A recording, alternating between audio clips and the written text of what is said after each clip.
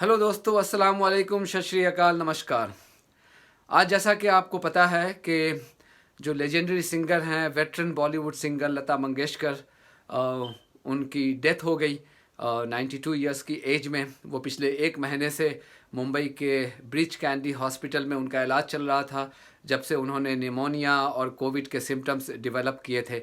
और जाहिर सी बात है कि इतनी बड़ी शख्सियत का इंतकाल हुआ, उनकी डेथ हो गई तो इंडिया में नेशनल मॉर्निंग डिक्लेयर कर दिया गया। 2 दिनों के लिए नेशनल मॉर्निंग है, फ्लैग्स हाफ पास्ट पे होंगे और शाम होते होते उनका फ्यूनरल्स कर दिया गया मुंबई में। जाहिर सी बात है कि उनके फ्यूनरल्स में बड़ी बड़ी शख्सियत पहुंचे, जिनमें प्राइम मिनिस्टर नरेंद्र मोदी भी थे और महाराष्ट्र के तमाम पॉलिटिशियंस थे, यूनियन मिनिस्टर्स भी बहुत सारे थे। पूरा बॉलीवुड का जमावड़ा वहाँ पे लगा हुआ था, इसमें कोई हैरत की बात नहीं है। लेकिन शाम होते होते जैसे ही उनके फ्यूनरल्स के जितने भी जो प्रोसीजर्स थे वो तमाम ख़त्म हुए, उसके बाद से बीजेपी के एक शख्स है, अरुण यादव है। उसका ट्विटर बायो कहता है कि वो हरियाणा में बीजेपी का आईटी सेल का हेड है। उसने एक जहर भरा हुआ ट्वीट कर दिया, बल्कि मुझे लग रहा था कि अब तक इसमें कोई इस तरह की कंट्रोवर्सी क्यों नहीं खड़ी हुई है, चूँकि ये तो बीजेपी की फितरत में है। जो नई बीजेपी है उसकी फितरत में है, नफ़रत की खेती करना जानते हैं ये। तो इतनी बड़े इवेंट के बाद कोई कंट्रोवर्सी क्रिएट क्यों नहीं हुआ। तो शाम होते होते अरुण यादव ने वो भी कर दिया। अरुण यादव ने शाहरुख खान का एक वीडियो शेयर किया, जो शाहरुख खान के वीडियो को किसी न्यूज़ 24 की वेबसाइट ने उसे कैरी किया था, जिसमें दिखाया जा रहा था कि शाहरुख खान भी वहाँ पहुँचे थे, जहाँ पे लता मंगेशकर का मॉर्टल रिमेंस रखा हुआ था। वो वहाँ पे वो अपनी ट्रिब्यूट देने पहुँचे थे। और वहाँ पे जाहिर सी वो जिस तरह से लोग करते हैं उस तरह से नहीं, चूँकि ये मुसलमान हैं।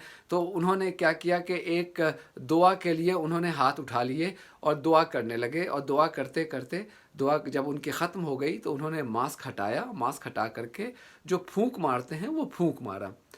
उस वीडियो को शेयर करते हुए इस शख्स ने इंतहाई जहरीले तरीके से ये सवाल किया कि क्या इसने थूका है, मतलब कि क्या उसने स्पिट किया है। बल्कि वो ये इम्प्लाई कर रहा है कि शाहरुख खान ने यू नो लता मंगेशकर की डेड बॉडी पे थूका है।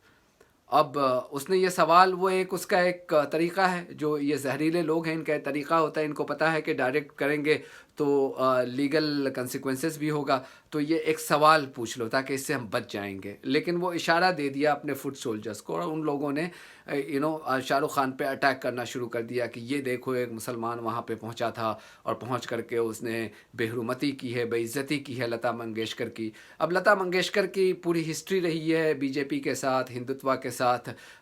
जैसा कि आपने आज की ख़बर में भी देखा होगा कि एल.के. आडवाणी ने आज पहली मरतबा वो रिवील किया कि जब वो 1990 में रथ यात्रा लेकर के पूरे हिंदुस्तान का दौरा कर रहे थे, और जहाँ जहाँ उनका रथ जाता था वहाँ वहाँ पे एंटी मुस्लिम राइट्स हो जाते थे। तो उस रथ यात्रा के लिए लता मंगेशकर ने एक ख़ास ट्यून रिकॉर्ड करके इनको भेजा था कि ये ट्यून आप बजाइएगा, और जहाँ जहाँ से उनका रथ गुजरता था वहाँ वहाँ पे उस ट्यून को बजाया जाता था। वो अयोध्या के बारे में था, राम मंदिर के बारे में था, वो ट्यून था जिसका उन्होंने खुलासा आज किया अपने एक स्टेटमेंट में। तो और जाहिर सी बात, इसके अलावा भी और भी बहुत सारे ट्वीट्स आए दिनों वो करते थे। वो उस पर मुझे ज़्यादा बात नहीं करनी है, चूँकि it's not a right occasion, because एक शख्स हैं वो चली गई हैं। तो अब उनके जाने के बाद में इस पे, और ख़ासकर आज जब उनकी डेथ हुई है, तो आज इस पे बात करना मुनासिब नहीं है। लेकिन मैं ये कहना चाह रहा हूँ कि बीजेपी वालों ने इसको कैसे हिंदू मुस्लिम किया, कि चूँकि एक लता मंगेशकर का बीजेपी के साथ नाता रहा है, हिंदुत्व आइडियोलॉजी के साथ नाता रहा है। शाहरुख खान मुसलमान हैं तो शाहरुख खान वहाँ जाते हैं, और ये दिखाना कि देखो एक शाहरुख खान वहाँ जा कर के लता मंगेशकर के साथ उन्होंने बदसलूकी की उनकी डेड बॉडी के साथ, और उस पर उन्होंने थूका। अब ये उन्होंने जहर तो इस शख्स ने छोड़ दिया, लेकिन बहुत सारे लोग जो थे जो शाहरुख खान के फैंस हैं और जो लिबरल हैं और जो सेन एलिमेंट्स हैं अब भी जो थोड़े बहुत बचे हुए हैं, वो आए, उन्होंने कहा कि ये आप जहर फैला रहे हैं, चूँकि ऐसा कुछ नहीं है। वो एक दुआ पढ़ करके वो फूंक मार रहे थे, और यही था मतलब कोई इतनी बड़ी तादाद में लोग वहाँ पे सेलिब्रिटीज़ पहुँचे थे।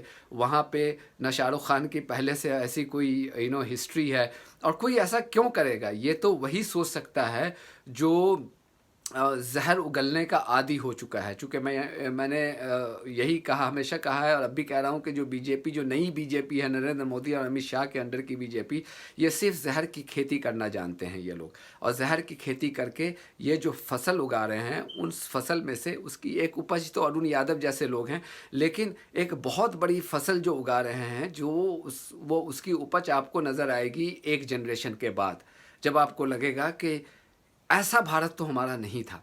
आपको लगेगा कि इस भारत के में तो हम रहने के आदी नहीं थे। ये कहाँ से ये ज़हर की खेती कब ये हमने कर दी?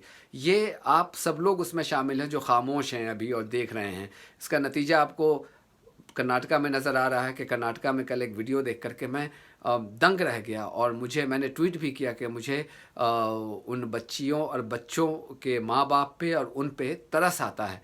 वो वीडियो में ये था कि कुछ मुस्लिम बच्चियाँ प्रोटेस्ट कर रही हैं, चूँकि उनको हिजाब पहन करके उनके कॉलेज में दाखिल होने की इजाज़त नहीं दी गई। तो जाहिर सी बात है कि वो अपने राइट्स को डिफेंड करने के लिए वो प्रोटेस्ट कर रही थी कि ये मेरा फंडामेंटल राइट्स है हिजाब पहनना, मैं ये क्या पहनूंगी या क्या पहनूंगा, ये कानून तो तय नहीं करेगा। उसी तरह से तो जब ये डिबेट चल रहा था और प्रोटेस्ट चल रहा था, तो जो हिंदू बच्चों और हिंदू जो लड़के हैं बहुत बड़ी तादाद में, वो भगवा शॉल लेकर के आ गए कॉलेज में, और उसके साथ साथ जो हिंदू लड़कियां हैं वो भी भगवा शॉल लेकर के कॉलेज पहुंच गई और कहा कि मुझे भी और हमें भी भगवा शॉल पहन करके इस कॉलेज में जाने की इजाज़त होनी चाहिए। अब लोग कह रहे हैं कि उनके राइट्स का क्या, लेकिन कोई उनको ये समझाए कि भाई हिजाब पहनना इस्लाम की बिलीफ का, जो फॉलो करती हैं उनकी बिलीफ का इंटीग्रल हिस्सा है। भगवा शॉल जो आप पहन रही हैं, वो आप भगवा शॉल का भी मजाक उड़ा रही हैं, अपने भगवा कलर का भी मजाक उड़ा रही हैं, चूँकि आपने एक नफ़रत को बढ़ावा देने के लिए उस भगवा शॉल को आप पहना था। ये आपके मज़हब का कोई हिस्सा नहीं है। कोई ऐसा नहीं है कि you have to have the bhagwa shawl around your neck, you don't have to do that.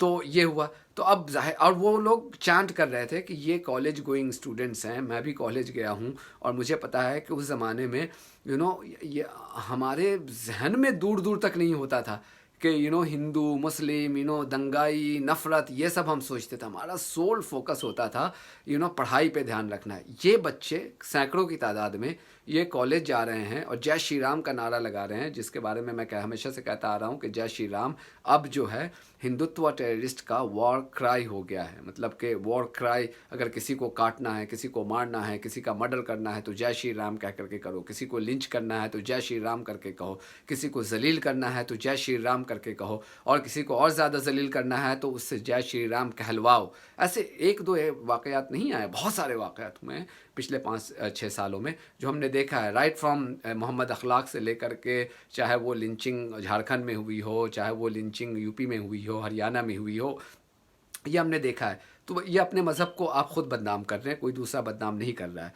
तो मैं ये कहना चाह रहा था कि जो नफ़रत की खेती मोदी और शाह की बीजेपी में हो रही है, उस खेती की उपज जो है वो आपको एक जनरेशन के बाद पता चलेगी, लेकिन उसकी उपज कैसी होगी वो आपको कर्नाटका में कल देखने को मिल गया।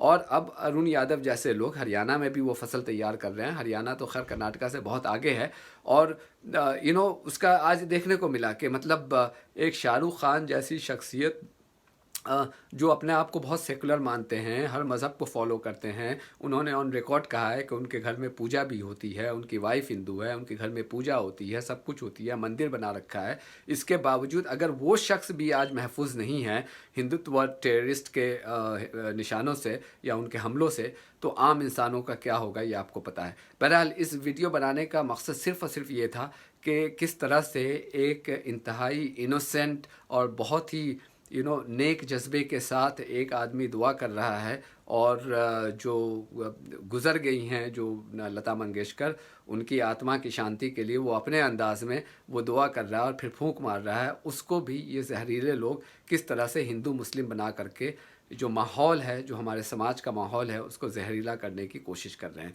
तो कहने का मकसद सिर्फ ये था कि ऐसा कुछ नहीं है, उन्होंने कोई थूका नहीं है। ये कहने में भी हमें शर्म आ रही है कि इसको आपको एक्सप्लेन करना पड़ेगा, या शाहरुख खान को एक्सप्लेन करना पड़ेगा, या किसी फैक्ट चेकर को इसका फैक्ट चेक करना पड़ेगा। ये सिर्फ एक नफ़रत की साजिश थी, और हमें और आपको सबको मिल करके इस नफ़रत की साजिश को नाकाम करना होगा। Thank you very much. God bless you all.